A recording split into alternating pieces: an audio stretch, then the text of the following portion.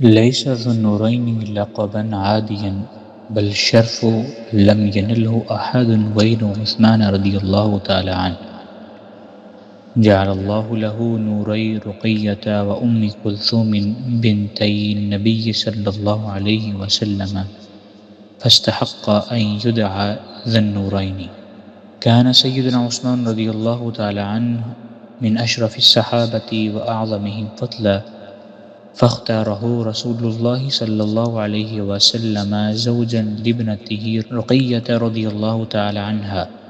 فلما توفيت رقية رضي الله تعالى عنها لم يرد النبي صلى الله عليه وسلم أحدا أحق بابنته الثانية أم كلثوم رضي الله تعالى عنها من عثمان رضي الله تعالى عنه، فزوجه إياها. فاجتمع لعثمان شرف الزواج من ابنتي رسول الله صلى الله عليه وسلم، ولم يقع هذا لأحد قبله ولا بعده. قال رسول الله صلى الله عليه وسلم: لو كانت لي 40 ابنة لزوجتهن عثمان واحدة بعد واحدة حتى لا يبقى منهن واحدة.